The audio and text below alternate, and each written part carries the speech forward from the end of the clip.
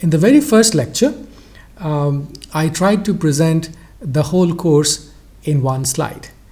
So actually now let us bring that slide back, and in light of what we did in the previous 30 lectures, see if that single slide made sense or not. So we had a very simple system which you see on the left part of your screen, the example being one prismatic bar in tension, but it represents in general a system whose purpose, whose environment, whose service life, and whose behavior we know. And what we want to do is we want to either build or assess the system. And as I said, we know the system properties. So for this particular bar, we know the area, we know the stiffness, we know the length, we know the input to the system, which here is just the axial force. We know what sort of response we are interested in, and the equation that you see on the left is the elongation. And we also have a model for that.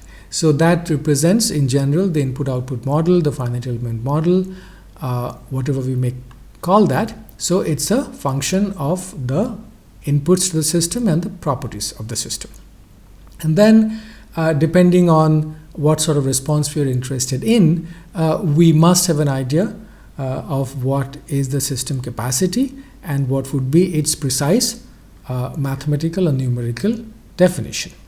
We also ask the question that whether there would be time dependence in one or more of the system properties or the inputs, and we actually looked at both kinds, where we have looked at the loads being random, we have looked at the system properties changing with time due to corrosion, fatigue, and so on. And then we, based on our knowledge of the system that you see in the first block, we defined, or we are able to define failure, response going out of a safe set, exceeding capacity.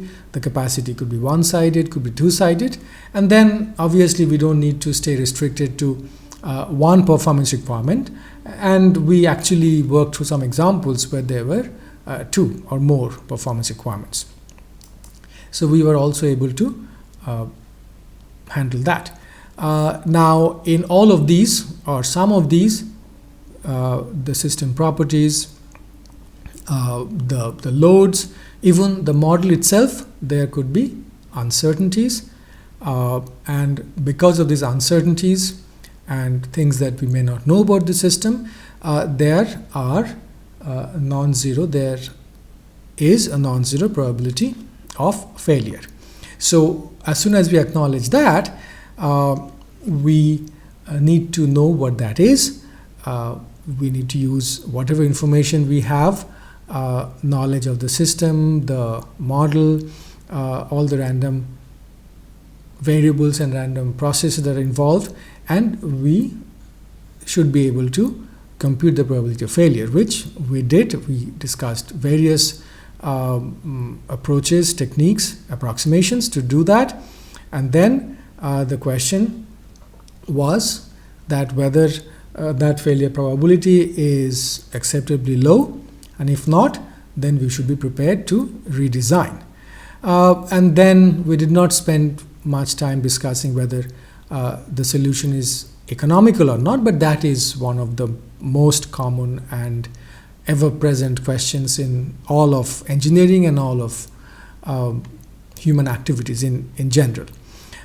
We have still not discussed what is acceptable, and I hope to cover that well in part D. So we'll have a discussion on target reliabilities. And this last question, can I standardize this process, is the subject matter of this lecture and the following two lectures. And it basically means that if I encounter a situation like this in the future, a similar system under similar loads and similar expectations, do I have to start from scratch, or can this process be standardized? In other words, can there be a code?